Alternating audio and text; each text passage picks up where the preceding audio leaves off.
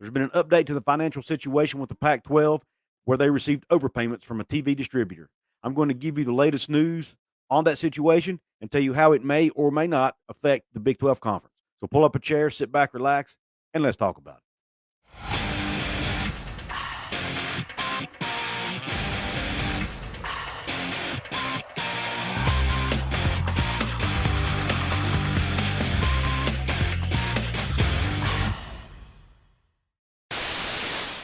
What is up, college sports fans, Big 12 fans, and fellow members of Mountaineer Nation? This is Couz, and welcome into another edition of Couz's Corner. Pull that chair up. Let me serve you up this shot, top shelf, college football content. In this episode today, what is on tap for you? I'm giving you an update to the financial situation with the Pac-12 that could end up being a $50 million hit that they may take due to overpayments they received from a TV distributor. This information came from Mr. John Wilner from Wilner Hotline, founded on sports360arizona.com. And I'm going to share it with you as I talk about it. Pac-12 Financial Mess on the Fate of the Networks and Emergency Recourse and the Legal Framework by John Wilner.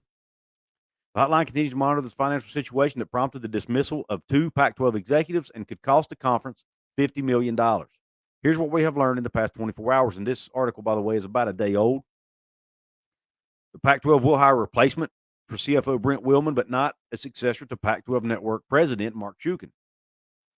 Basically, what this means is that there's no indication the Pac-12 Network will exist in its current form as a media distribution company.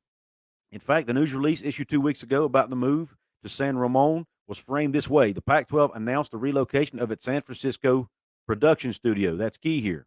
Why is it being changed to a production studio? Well, according to Wilner, only 2 reasons. One, to be an entity that produces streaming-only content about Pac-12 Olympic sports. Or 2, and the most likely scenario, a production facility that provides Pac-12 Olympic sports content and produces sporting events for a major digital media company like Amazon or Apple. We already know from previous reports the Pac-12 is talking with Amazon about being a potential partner on this next TV deal. So, to me, that's the most likely scenario. The Pac-12 Network could actually be the production studio for Amazon to stream Pac-12 football games. And why would they do that? Well, Amazon does not have their own production studio for sporting events.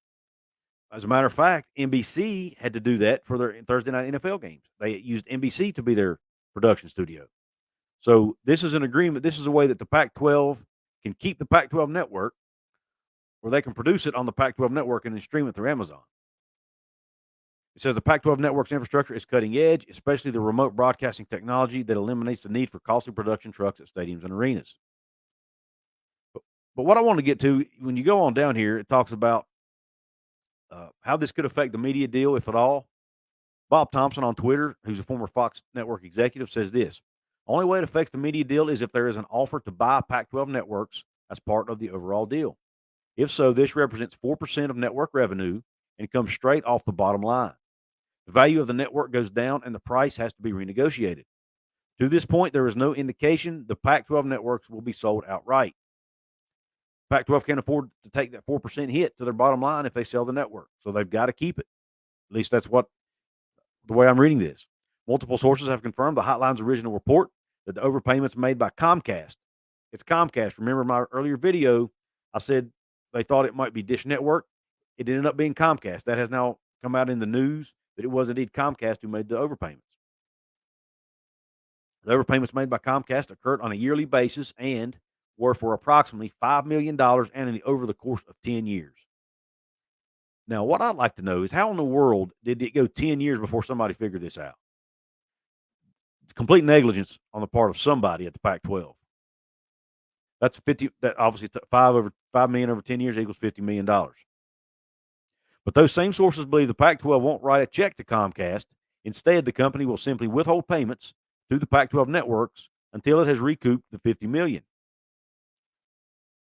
But here's the kicker. Comcast is under contract with the networks only until the summer of 2024.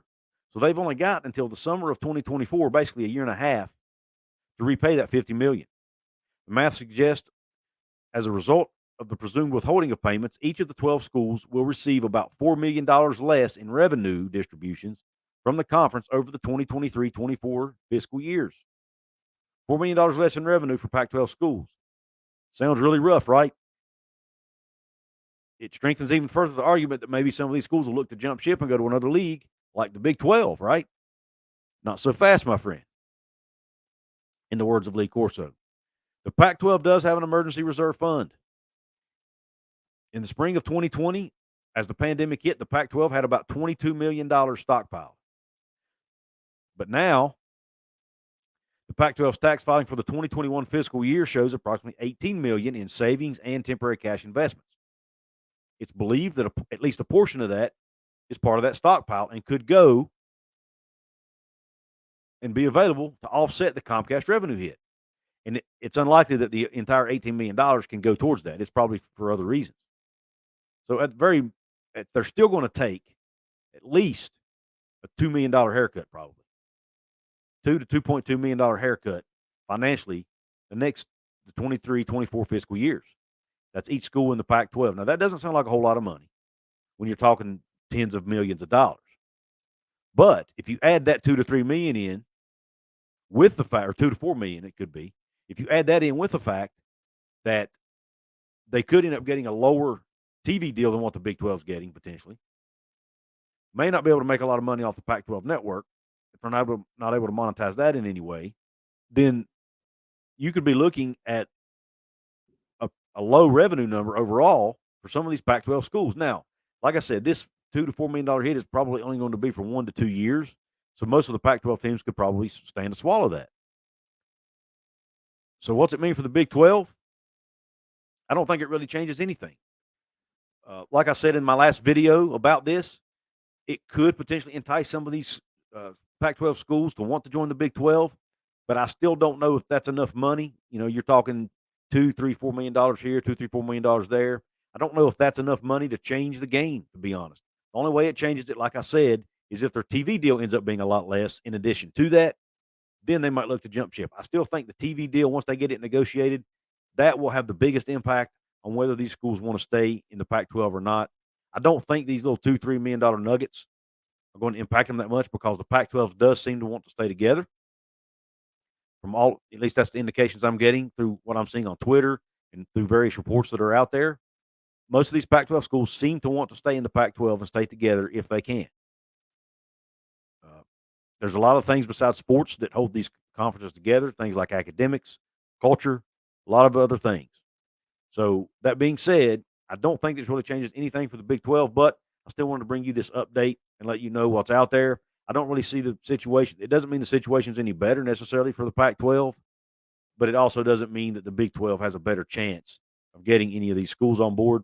And I just don't think they will at the end of the day. They could, but I don't think at the end of the day the Big 12 will be able to add any Pac-12 schools, at least not in the immediate future, unless that TV deal comes back a lot less than what we're thinking. But by adding Amazon in, part of the deal, I think the Pac-12 will be able to make the money they need to make and at least equal or come close to the Big 12 TV deal that they got with ESPN and Fox. I want to hear your thoughts in the comment section. Couz's Corner family, what do you think? Do you think the Big 12 will end up landing some of these schools? Do you think this new news, this update about the $4 million haircut that they're going to have to take the next couple years in the Pac-12, do you think that will impact any of these teams' decisions to stay or leave the league? I want to hear your thoughts. Also, please don't forget to support my channel financially if you have the means. Right now, through Monday, January 30th, you can get 20% off in my merch store. Don't need a code. All you've got to do is hit the link at the top of my description box or enter my store with one of the photos below my comment section. Get in my merch store. Anything you buy in there will be 20% off between now and Monday, January 30th. Take advantage of that offer. If you want to support me in other ways, you can join my channel, become a channel member. There's 2 levels, Country Roads level member, Mountaineer Maniac level member. There are perks that go with each one. Check that out. I'll give you early access to some content, member shout outs occasionally. I'll do contests occasionally, things like that you have access to. Take advantage of that. Also, last but not least, if you want to support me absolutely free, there's 4 ways you can do it. You can like the video, share the video with your friends, drop that comment below, and last but not least, subscribe to my channel here at Couz's Corner. And also, don't forget, guys, I've got a basketball channel too, along with my partner Mountaineer Paul. Go check us out at Hoops from the Hills. Please subscribe if you like West Virginia basketball content. Please go subscribe to that channel right now. We want to also try to get that channel up to 1,000 subscribers. With that being said, I really appreciate your support. I appreciate you tuning in to this video. And until the next one, Q Country Roads.